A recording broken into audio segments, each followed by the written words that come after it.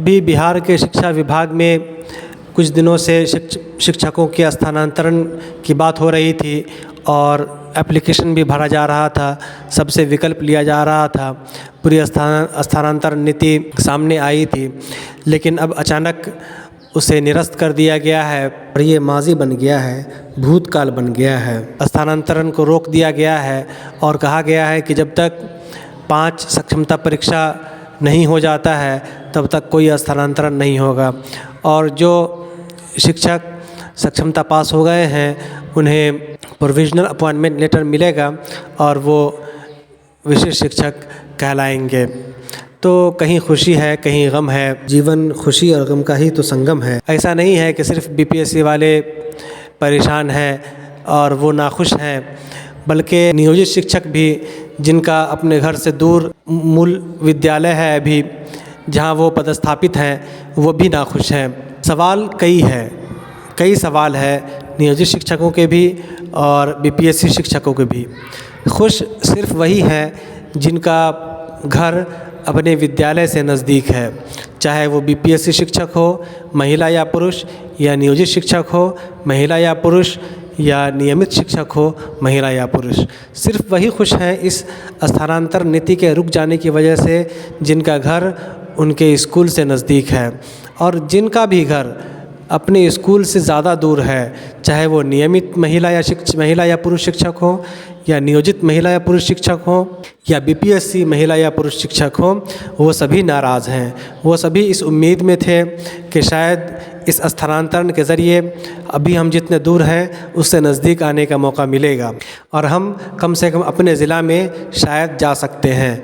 इसलिए कि कुछ ऐसे शिक्षक हैं जो अपने ज़िला से ही दूर हैं, दूसरे ज़िला में पोस्टेड हैं, तो उन्हें 200, 300, 250 किलोमीटर की दूरी पर काम कर रहे हैं अभी। तो उनके लिए बहुत ही अच्छा मौका था, उनके लिए खुशी की बात भी थी कि स्थानांतरण नीति के वजह से वो अपने घर के कुछ तो नज़दीक आ जाएंगे अभी जितनी दूर हैं। लेकिन ये रद्द होने की वजह से सभी शिक्षकों और शिक्षिकाओं में मायूसी की लहर दौड़ गई है। सभी शिक्षक शिक्षिका मायूस हैं कि अब वो क्या ही कर सकते हैं। अब अगला नीति कब आएगा इसका कोई ठिकाना नहीं है। कहने को तो 5 सक्षमता परीक्षा हो जाने के बाद स्थानांतरण होगा, लेकिन ग्राउंड स्तर पर रियलिटी में कितना समय लगेगा इसके बारे में कहना मुश्किल है। इसलिए कि साल 2025 में बिहार में असेंबली चुनाव भी है।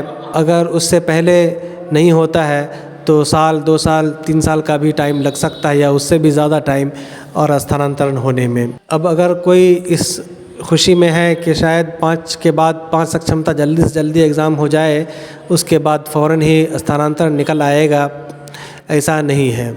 इतना आसान नहीं है। ये नीति लाने के लिए कितने समय से नीति पर बात हो रही थी और होते होते नीति आया, सबसे विकल्प मांगा गया, विकल्प लाखों शिक्षकों ने अपना विकल्प दिया, 1.5 लाख से अधिक शिक्षकों ने अपना विकल्प दिया, लेकिन बाद में ये नीति रद्द हो गई।